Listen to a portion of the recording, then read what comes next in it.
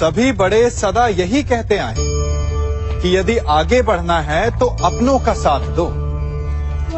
सत्य कहते हैं, अपनों का साथ देना ही चाहिए, परंतु साथ देने से पूर्व ये अवश्य पहचान लेना चाहिए कि अपने हैं कौन। क्या अपने वही होते हैं जिनके साथ हमारा रक्त संबंध होता है, या अपने मित्र? अपने वो होते हैं जो हमें सद्कार्य के लिए प्रेरित करें, हमें आगे बढ़ाएं, हमारा साथ दें। और वो जिनका साथ देने से समाज का नाश, धर्म की हानि हो, वो सगे हो करके भी सगे नहीं होते। इसलिए जब अपनों की परिभाषा का चुनाव करें तो उन्हें अपना माने जो आपका साथ दे, उन्हें नहीं जो हमें अज्ञान के मार्ग पर ले जाएं। सीमा एक रेखा ही नहीं, एक परिभाषा भी है। सीमा हर किसी की होती है, प्रेम की, धैर्य की, मित्रता की और शत्रुता की भी। और जो सदैव सीमा में बंधे रहते हैं वो सामान्य मनुष्य बनकर रह जाते हैं, परंतु जो समय आने पर सीमा तोड़ देते हैं वही भविष्य बनाते हैं। क्योंकि सीमा केवल आपको मर्यादा में नहीं रखती, आपको बांधती भी है। अब ये आप पर, मुझ पर, हम सब पर निर्भर करता है कि ये जाने कौन सी सीमाएं हमें बांधती हैं और कौन सी सीमाएं शक्ति के नए मार्ग समक्ष लाती हैं। इसलिए सीमाएं तो जो कर सकते हो उससे अधिक करने का प्रयत्न करो, तभी नई सीमाएं बना पाओगे। भाग्य क्या है? जो आपने किया उसे भोगना भाग्य है, या जो आपके पूर्वजों ने किया उसका फल भाग्य है? नहीं, भाग्य वही है जो आपने किया, क्योंकि हर मनुष्य को अपने कर्मों के फल भुगतने होते हैं। इसलिए यदि जीवन में कुछ भी करें तो उस पर अपनी दृष्टि अवश्य रखें, क्योंकि आपके एक कर्म का फल आपका भविष्य बदल सकता है। हम वही बनते हैं जो हम चुनते हैं, क्योंकि वही हमारा भाग्य बनता है। मनुष्य सुंदरता से आकर्षित होता है, उससे प्रेम करता है और असुंदर को देता है। ऐसा होता है ना? क्या आप ऐसा नहीं करते? करते हैं। तो सुंदर और असुंदर की परिभाषा क्या है? इस आकर्षण और विकर्षण का कारण क्या है? कभी सोचा है? कभी सोचा है कि जिससे आप प्रेम करते हैं, जिसके प्रति आप आकर्षित होते हैं, अचानक से उसके लिए मन में वितृष्णा आ जाती है, और जिसके प्रति घृणा होती उसके लिए एकाएक आपके मन में प्रेम उमड़ आता है। कारण है दृष्टिकोण। क्योंकि सुंदरता आपके मन में होती है, आपके सोच में होती है, आपके दृष्टिकोण में होती है। इसीलिए किसी को कीचड़ में खिला हुआ कमल सुंदर लगता है, और किसी को निर्मल चंद्रमा में भी कलंक का धब्बा दिख जाता है। यदि आपको सुंदरता अनुभव करनी, हर पल आनंद में रहना है, तो अपने दृष्टिकोण को सुंदर बनाएं और अपने आप सब कुछ सुंदर बन जाएगा। हम अपनी सोच और संसार की मान्यता के अनुसार अपने विचार बनाते हैं। जैसे सत्य कहना धर्म है, असत्य कहना पाप, सहनशीलता धर्म है और क्रोध करना अधर्म, उपकार करना, जीवों पर दया करना धर्म है और निष्ठुर होना अधर्म। परंतु क्या यही सत्य है? क्या कभी कभी परिस्थितियां इन आवेशों को उल्टा नहीं कर देती? करती हैं। यदि इस संसार में कुछ धर्म है, कुछ पुण्य है, कुछ महान है, तो परिस्थिति के अनुसार चलना। जटायु स्मरण है आप सबको, वो जिन्होंने रावण पर क्रोध किया था, उस पर आक्रमण किया था। उस समय जटायु का क्रोध पाप नहीं था, धर्म था। इसीलिए अंत में उन्हें भगवान राम की गोद मिली। और कुछ ऐसे भी होते हैं जो धर्म को सहनशीलता समझकर हर अन्याय को सहते हैं और अंत में वो बाणों की शैया पाते हैं। यदि कोई पशु या व्यक्ति अकारण आक्रमण करके किसी निर्दोष के प्राण लेने की चेष्टा करे, तो उसके रक्षा हेतु उसका वध कर देना पाप नहीं, समय की मांग है। क्योंकि आक्रमण भी आत्मरक्षण ही है। यदि किसी दुष्ट की सहायता करने से सामान्य मनुष्य को कष्ट पहुंचे, पीड़ा पहुंचे, तो उसे सहायता ना देना ही धर्म है। अकारण क्रोध अस्वीकार्य है, परंतु यदि क्रोध से कुछ शुभ हो, पाप बाहुभीत हो, तो क्रोध और दंड भी धर्म ही है। संसार का सबसे बड़ा पाप क्या है? असत्य बोलना, हत्या कर देना, चोरी करना या किसी का अपमान करना। संसार का सबसे बड़ा पाप है किसी निर्बल को सताना, और संसार का सबसे बड़ा दंड भी उस निर्बल के मुख से निकली हाय है। आप देख रहे हैं मैं क्या कर रहा हूं? मैं लौह पिघला रहा हूं, और ये लौह पिघलता है इस चमड़ी की बनी धूनकी से निकली हवा से। तनिक सोचिए, एक मृत पशु की खाल से बनी धूनकी इतने कठोर लोहे को भस्म कर सकती। ठीक उसी प्रकार आप चाहे जितने भी शक्तिशाली क्यों ना हो, यदि आपने किसी निर्दोष, किसी निर्बल को सताया, तो उसके मन से निकली हाय और उसका श्राप आपके जीवन को भस्म कर सकता है।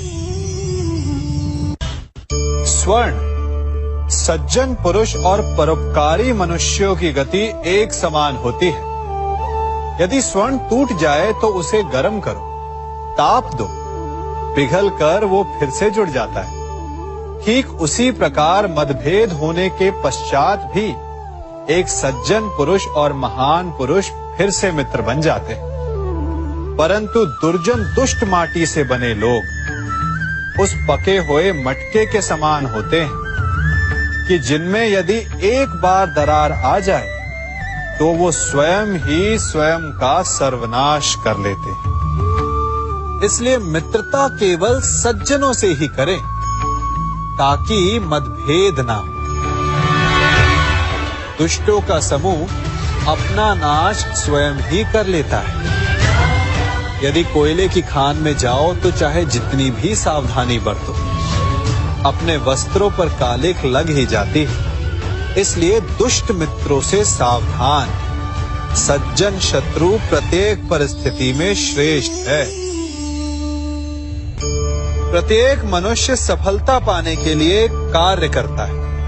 कुछ सफल होते हैं, कुछ नहीं होते, और जो सफल नहीं होते वो सदा अपनी असफलता का कारण या तो अपनी परिस्थितियों को बताते हैं या अपने सहयोगियों को दोषी ठहराते हैं।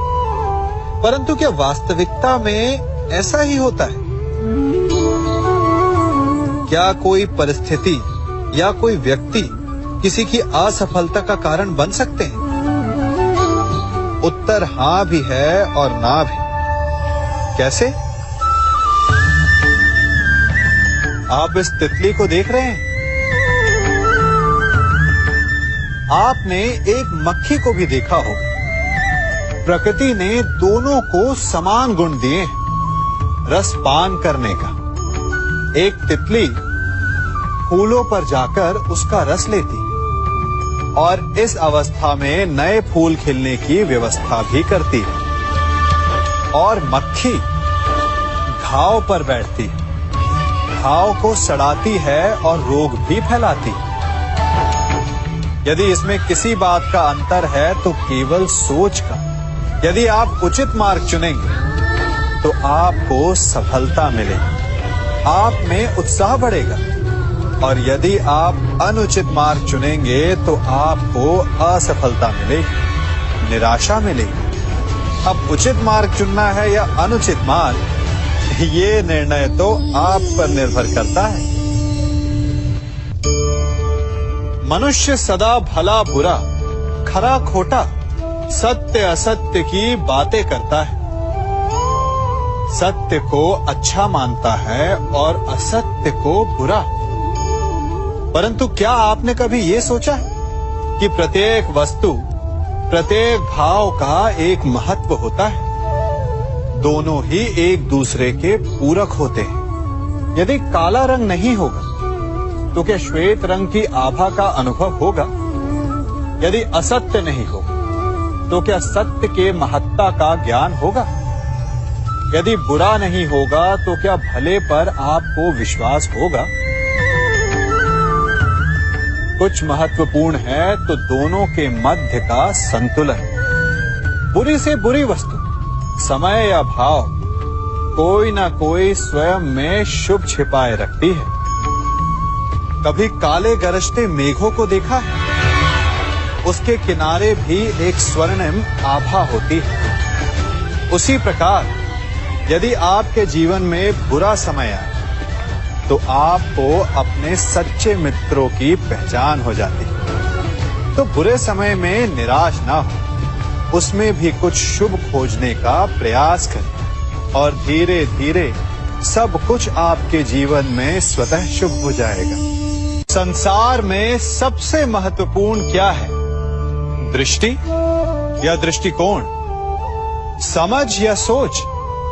सामान्यतः मनुष्य की दृष्टि और सोच में अधिकतर वो वस्तु, वो घटनाएं, वो भाव श्रेष्ठ हैं जो हमें आनंद दें, और जो हमें आनंद नहीं देते उन्हें हम दुखदाई मान लेते हैं। परंतु दृष्टिकोण और सोच को यदि एक भिन्न कोण से देखें तो परिस्थितियां भिन्न सिद्ध हो सकती हैं। जिस प्रकार भीषण गर्मी हमें सुहाती नहीं, परंतु वही गर्मी सागर और नदियों के जल को वाष्पित करती है और हमें मनोरम वर्षा का आनंद देती है, उसी प्रकार भीषण परिश्रम के पश्चात हमें सफलता मिलती है, इच्छा के पश्चात हमें हमारा लक्ष्य मिलता है।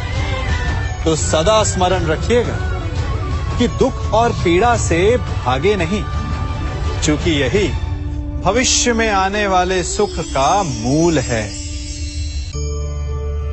जब भी आपने यात्रा की होगी तो अवश्य अपने मार्ग के आसपास कुछ रिक्त स्थान देखे होंगे, कुछ खेत देखे होंगे, कोई ना कोई भूमि का टुकड़ा अवश्य देखा होगा।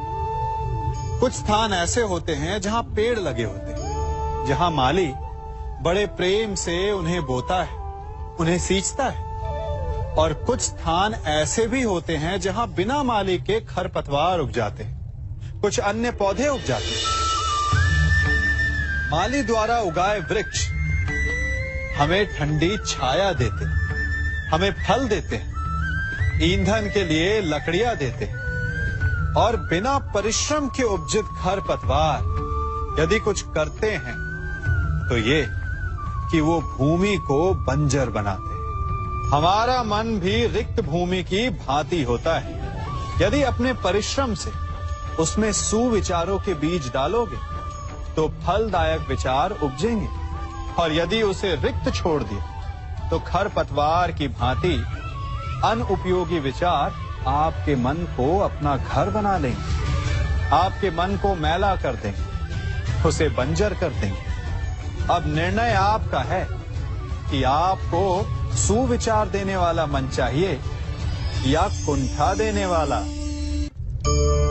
जल प्रकृति को इस संसार की सबसे अनूठी देन है।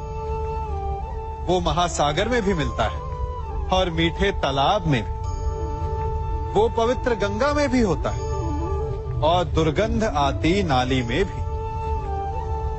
हम तालाब और नदी को सम्मान इसलिए देते हैं क्योंकि उसका मीठा जल हमारी प्यास बुझाता है, परंतु सागर का जल पीने योग्य नहीं होता, इसीलिए कभी कभी हम उसे उतना महत्व नहीं देते और नाली के जल को हम हे दृष्टि से देखते हैं। तो क्या ये उचित है? हमारे संबंध भी इसी जल की भांति होते हैं। जिस संबंध से हमें लाभ ना हो उससे हम दूर हो जाते हैं। कभी ईर्ष्या के कारण, कभी अहंकार के कारण उस संबंध को तोड़ देते हैं। तो क्या संबंध को तोड़ देना उचित है? तनिक विचार कीजिए। माना कि सागर का जल फसल नहीं दे सकता, परंतु मोती तो देता है। माना कि नाली का गंदा जल हमें किसी भी कार्य के लिए उपयुक्त ना लगे, परंतु वो भी कहीं लगी अग्नि को बुझा सकता है। ठीक इसी प्रकार प्रत्येक संबंध कहीं ना कहीं किसी न किसी परिस्थिति में उपयोगी हो सकता है।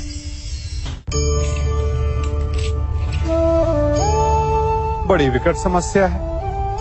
मुझे स्मरण ही नहीं हो रहा कि इस गुच्छे की कौन सी चाबी इस ताले को खोले।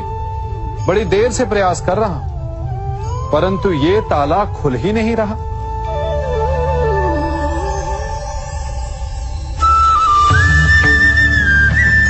ऐसी परिस्थिति में आप क्या करेंगे? अधिकतर लोग ऐसी परिस्थिति में अपनी आशा खो बैठते हैं। उन्हें लगता है कि चाबी खो गई। वो तिलमिला जाते हैं, क्रोधित हो उठते हैं, परंतु उस समय धैर्य रखें तो गुच्छे की अंतिम चाबी ताला खोल सकती है। कुल्हाड़ी का अंतिम प्रहार वृक्ष को काट के गिरा देता है, परंतु क्या सत्य में कुल्हाड़ी का अंतिम प्रहार वृक्ष को काट के गिरा देता है? आपको आपका लक्ष्य दिला देता है? नहीं। आपका निरंतर प्रयत्न ही आपको सफलता दिलाता है। जब आपका मन निराश हो तो अपने कार्य में दुगनी उत्साह से जुट जाइए, क्योंकि अनावरत बहता जल ही कठोर चट्टान को काट सकता है। सफलता का मूल है परिश्रम, प्रयास और आशा। मनुष्य का जीवन ऋतुओं के समान होता है। आज ग्रीष्म तो कल वर्षा, परसों शीत। तनिक संकट आया तो हम संयम खो बैठते हैं, तनिक ऋतु बदली तो हम अधीर हो जाते हैं। अपने आक्रोश में, अपने क्रोध में हम उनसे ही संबंध बिगाड़ लेते हैं जो हमारे अपने होते हैं। क्यों ऐसा होता है ना? हमें लगता है कि हमारे अपने हैं, फिर से मना लेंगे, परंतु स्मरण रखिए, सदा ऐसा करना संभव नहीं होता। सागर की उछलती लहरों को तट सहता है, और यदि तट ही टूट जाए तो बाढ़ आ जाती। हमारे संबंध भी दूध की भांति होते हैं। दूध तपकर उबल सकता है, परंतु यदि उसमें खटास आ जाए तो वो फट भी जाते हैं। और फटे दूध को चाहे जितना मत लो, उसमें से माखन नहीं निकलेगा। इसीलिए अपने संबंधों को संभल कर निभाना चाहिए।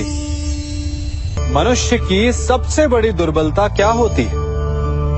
सोचिए। धन, प्रेम, अहंकार।